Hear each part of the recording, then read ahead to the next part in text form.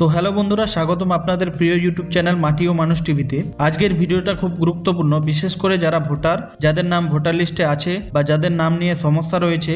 কারণ আজ আমরা কথা বলবো এসআইআর এর 1,63,00,000 ভোটারের হেয়ারিং এর নোটিশ নিয়ে। ভিডিওটা শেষ পর্যন্ত দেখবেন, কারণ মাঝখানে একটা খুব গুরুত্বপূর্ণ তথ্য রয়েছে। বন্ধুরা, আগে বুঝে নেই এসআইআর জিনিসটা আসলে কি। এসআইআর মানে হলো স্পেশাল ইন্টেনসিভ রিভিশন।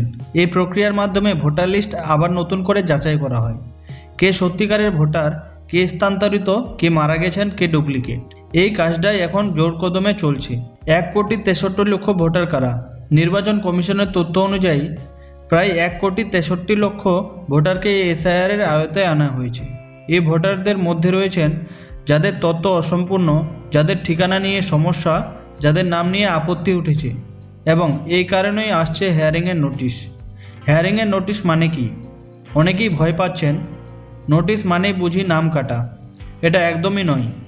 হেয়ারিংয়ের নোটিশ মানে হলো আপনাকে নিজের কাগজপত্র দেখানোর সুযোগ দেওয়া, আপনি প্রকৃত ভোটার কিনা সেটা যাচাই, আপনার বক্তব্য শোনা।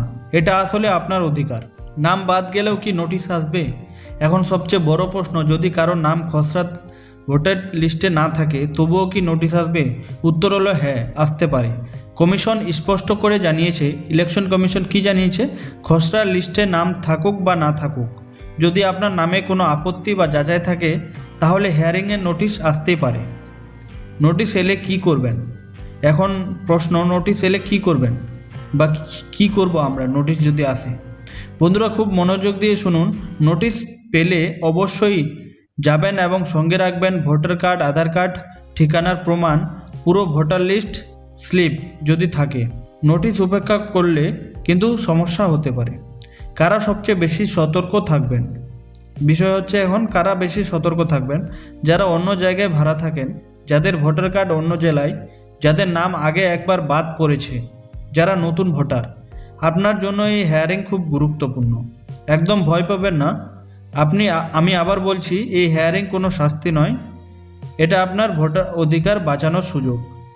সঠিক কাগজ থাকলে আপনার নাম কাটা যাবে না। তো আমি আপনাদের বুঝিয়ে দিলাম, যদি হেয়ারিং নোটিশ আসে তাহলে আপনারা আপনাদের কি কি ডকুমেন্ট নিয়ে যাবেন। আপনাদের voter card, Aadhaar card, voter slip, voter list কি কি আছে সব কিন্তু ডকুমেন্ট নিয়ে যেতে হবে। এটা ভয়ের কিছুই নেই। আর ভিডিওটা যদি উপকারে আসে তাহলে লাইক করবেন, শেয়ার করবেন, আর আমাদের মাটি ও মানুষ টিভি চ্যানেলকে অবশ্যই সাবস্ক্রাইব করতে ভুলবেন না। এমন সরকারি আপডেট সবার আগে পেতে মাটি ও মানুষ টিভি চ্যানেলকে সাবস্ক্রাইব করে সঙ্গে থাকুন। ভালো থাকবেন, সুস্থ থাকবেন। ধন্যবাদ। আবার দেখা হবে নেক্সট ভিডিওতে।